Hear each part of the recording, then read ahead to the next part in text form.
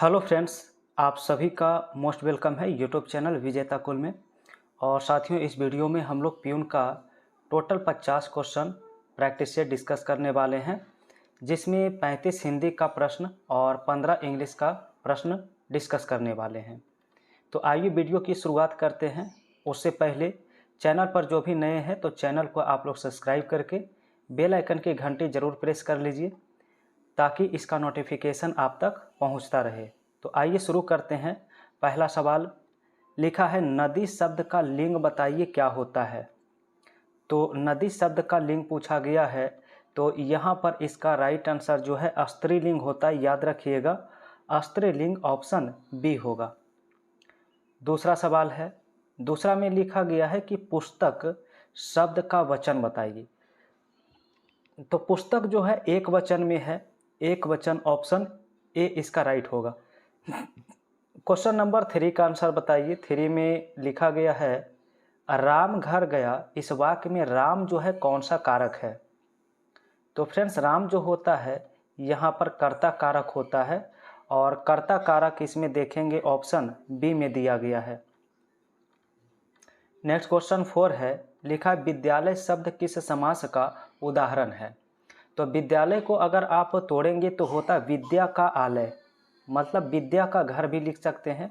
विद्या का आलय होता है, और यहाँ पर क विभक्ति है, जिसके कारण तत्पुरुष समास करना इसका राइट आंसर हो जाएगा। सवाल नेक्स्ट है 5 में, इसमें लिखा रात दिन किस समास का उदाहरण है। तो फ्रेंड्स, जो आपका शब्द होता है अगर पेयर के रूप में आता है तो वो द्वंद्व समास कहलाता है, और द्वंद्व समास ऑप्शन ए में दिया है। 6 में देखेंगे, लिखा हुआ नीलकमल ये किस समास का उदाहरण है।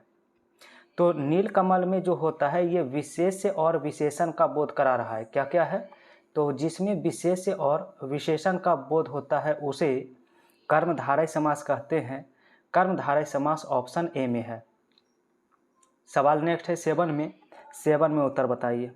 7 में दिया हुआ है कि रघुपति राघव राजा राम, इनमें कौन सा अलंकार है। तो फ्रेंड्स, इसमें अनुप्रास अलंकार है। इसमें एक ही शब्द रिपीट हुआ है, र शब्द बार बार रिपीट हुआ है, तो इसे अनुप्रास अलंकार कहते हैं। अगला सवाल 8 में दिया है कि बच्चा फूल सा सो रहा है, इसमें कौन सा अलंकार है।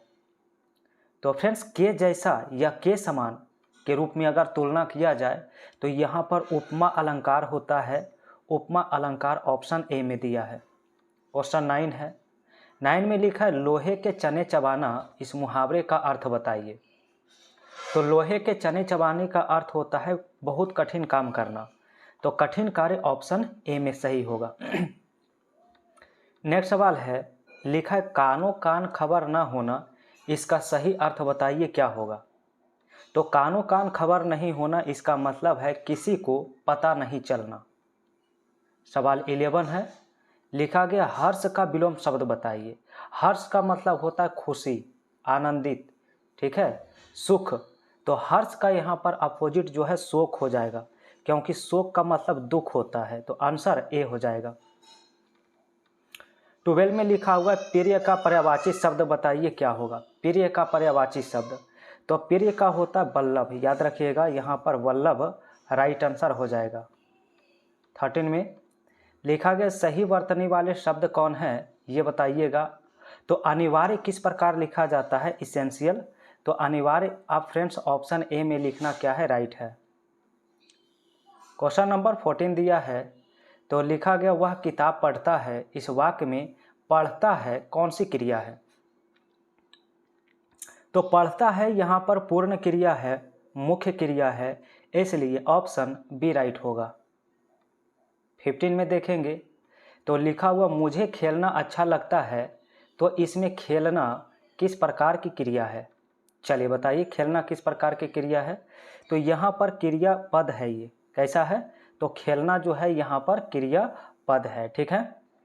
ओके, अगला सवाल होगा 16, और 16 में लिखा गया कि पढ़ने वाला छात्र में पढ़ने वाला कौन सा विशेषण है। पढ़ने वाला, तो पढ़ने वाला यहाँ पर क्रिया विशेषण है। क्या है, तो पढ़ने वाला क्रिया विशेषण है। क्वेश्चन नंबर 17, नीला आकाश में नीला, तो नीला कैसा विशेषण है? तो जिससे गुण, रंग, अवस्था आदि का बोध होता है उसे गुणवाचक विशेषण कहते हैं, और गुणवाचक विशेषण ऑप्शन बी में दिया है। बताइए 18 नंबर सवाल में आंसर लिखा है मैं स्कूल जाऊंगा, इसमें कौन सा पुरुष है? तो आप देखेंगे यहाँ पर मैं जो है, तो ये मैं कौन से पुरुष के अंतर्गत आता है? तो ये प्रथम पुरुष के अंतर्गत आता है। किसके अंतर्गत? तो मैं आता है प्रथम पुरुष के अंतर्गत। सवाल 19 है, लिखा है वे खेल रहे हैं, इसमें कौन सा सर्वनाम है? तो वे खेल रहे हैं इसमें पुरुषवाचक सर्वनाम है, इसमें राइट आंसर ए हो जाएगा। तो वे कैसा हो जाएगा? तो पुरुषवाचक। 20 में लिखा है कि जो मेहनत करता है वही सफल होता है, इनमें जो कौन सा सर्वनाम है? तो फ्रेंड्स जो इसमें जो है ये संबंधवाचक है, यानी संबंध दर्शाने का काम किया है, ऑप्शन बी होगा। 21 में लिखा हुआ विद्या धन से बढ़कर है, इसमें कौन सा रस है? तो विद्या धन से बढ़कर है, यह शांति रस का उदाहरण होगा, ऑप्शन सी राइट करेंगे। नेक्स्ट सवाल 22, लिखा हिम्मत करने वालों की कभी हार नहीं होती, इस पंक्ति में कौन से रस है? तो 22 का आंसर बताना है। तो 22 में आपका वीर रस होगा। कौन सा? वीर रस। ठीक है। सवाल नंबर 23, और इसमें कहा गया नरेंद्र शब्द में संधि बताइए कौन सी है? नरेंद्र में होता है गुण संधि, याद रखिएगा, नरेंद्र में गुण संधि राइट होगा। 24, सवाल है कि लोकोक्ति शब्द का शाब्दिक अर्थ बताइए क्या है? लोकोक्ति का मतलब होता है लोगों के द्वारा कही गई उक्ति, लोगों के द्वारा कही गई युक्ति। 25, लिखा है राम चल दिया, इसमें कौन सा काल है? तो राम चल दिया है, इसमें भूतकाल होगा, और भूतकाल ऑप्शन बी में है। ठीक है। 26, सवाल है यदि मैं पढ़ूंगा तो पास हो जाऊंगा, इसमें कौन सा वाक्य है? तो यदि मैं, देखिए जहाँ पर यदि है तो वो कंडीशनल सेंटेंस होता है, और कंडीशनल के लिए शर्तीय वाक्य लिखेंगे, शर्तीय वाक्य ऑप्शन बी हो जाएगा। ठीक है। नेक्स्ट है 27, सवाल है राम और श्याम में मित्रता है, इसमें कौन सा वचन है? तो राम तथा श्याम दो सब्जेक्ट हो गया, दो कर्ता हो गया, इसलिए इसको बहुवचन में लिखना होगा। किसमें? बहुवचन में। अगला सवाल 28, लिखा है पढ़ते पढ़ते रात हो गई, इसमें अवयव बताइए क्या है? तो पढ़ते पढ़ते रात हो गई, इसमें क्रिया विशेषण अवयव है, ऑप्शन सी होगा। नेक्स्ट है 29, सवाल लिखा है कि कबीर किस युग के कवि हैं? कबीर, तो 29 का आंसर होता है भक्ति काल के, ऑप्शन सी होगा। नेक्स्ट 30 में लिखा है कि रामचरितमानस के रचयिता कौन है? तो रामचरितमानस लिखा गया तुलसीदास के द्वारा। नेक्स्ट है 31 में, सवाल है धरती पुत्र का सही समास बताइए। धरती पुत्र को तोड़ेंगे तो होता है धरती का पुत्र, यानी बिल्कुल क्लियर हो चुका होगा इसका कि तत्पुरुष समास होगा, क्योंकि विभक्ति लगा हुआ है। अगला है 32 में, सवाल है सच्चे मोती किस अलंकार का उदाहरण है? तो सच्चे मोती यहाँ पर अनुपास अलंकार होता है, ऑप्शन सी में राइट आंसर करेंगे। क्वेश्चन नंबर 33, लिखा है बालक गा रहा है, यह कौन सा वाक्य है? तो बालक गा रहा है, इसमें फ्रेंड्स अकर्मक, चूंकि क्रिया यहाँ पर पूछा जाना चाहिए कि इसमें कौन सी क्रिया है, क्रिया के बारे में बताना है। तो गाना जो है, गा जो लिखा है ये अकर्मक क्रिया है, क्योंकि बिना कर्म के ही इसे पूरा कर रहा है। ठीक है, तो अकर्मक हो जाएगा। सवाल नंबर 34, सवाल है कि आना जाना किस समास का उदाहरण है? और इसके पहले हमने अभी तुरंत डिस्कस किया था, जो शब्द पेयर के रूप में होते हैं वो 99% आपका द्वंद्व समास होता है। हिंदी का अंतिम सवाल है, लिखा है शत्रु का विलोम शब्द बताइए क्या होगा? चलिए एक क्वेश्चन आप सभी के लिए है, इसका आंसर आप लोग कमेंट बॉक्स में टाइप करके बताइए जल्दी। इस सवाल का आंसर क्या होगा? शत्रु का विलोम शब्द क्या है? आप लोग कमेंट करके आंसर बताइए। और इंग्लिश का 15 सवाल होगा, बताइएगा फटाफट सभी का राइट आंसर। फर्स्ट सवाल है कि she dash in the park when it started raining. तो फर्स्ट में वाज प्लेइंग लिखना होगा, she was playing in the park. ठीक है। दूसरा नंबर सवाल दिया है और 2 में देखिए क्या लिखा है, कहा गया choose the correct indirect speech. सवाल है he said I am happy, he said I am happy, तो इसका राइट आंसर ए होता है he said that he was happy. 3 number में फिलर्स है, लिखा if she earlier she would not have missed the train, तो 3 में option C लिखेंगे हैड लेफ्ट। क्या लिखना होगा? हैड लेफ्ट लिखना होगा। 4 में वॉइस बताना है, पैसिव वॉइस में क्या होगा? सवाल है they will deliver the parcel tomorrow, तो इसका पैसिव वॉइस में बी ऑप्शन करना सही है, the parcel will be delivered tomorrow.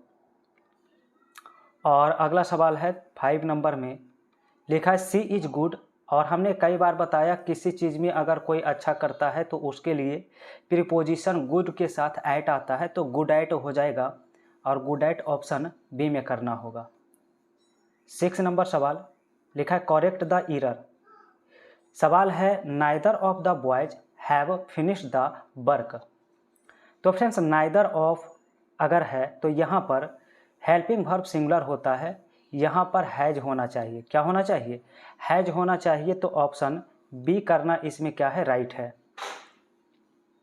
और अगला सवाल 7 है, लिखा ही इज ऑनेस्ट मैन, तो देखिए यहाँ पर आर्टिकल भरना है, तो ऑनेस्ट वॉवेल साउंड है। कैसा है? वॉवेल साउंड है, जिसके लिए एन का यूज करना होगा, और ऑप्शन बी में एन लिखा गया है। सवाल नंबर 8 है, लिखा है identify the correct conditional sentence. Conditional sentence का एग्जाम्पल इसमें ऑप्शन ए ही राइट है, if it rains we will cancel the picnic, बाकी कंडीशनल सेंटेंस जो है गलत है। 9 नंबर सवाल में फिलर्स है, लिखा है this road is than that one.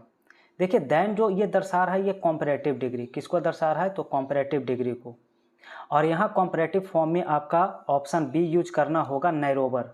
ठीक है। सवाल नंबर 10 है, लिखा he work hard he might pass the exam, तो 10 के लिए यहाँ पर ऑप्शन सी लिखना होगा ही वर्क हार्ड सो दैट, यानी कि ऑप्शन सी सही हो जाएगा। चलिए अगला सवाल 11 में फिर से एक फिलर्स है, लिखा गया the teacher made the students quickly, तो 11 का आंसर क्या करना है? तो ऑप्शन ए करना है, ऑप्शन ए राइट होगा। सवाल नंबर 12 है, कहा गया by the next week I this project, और इस फिलर्स को पूरा करने के लिए ऑप्शन सी लिखना होगा will have completed this project. ठीक है। तो बढ़ते हैं अगला सवाल आप सभी का 13 नंबर क्वेश्चन है, लिखा है करेक्ट द सेंटेंस।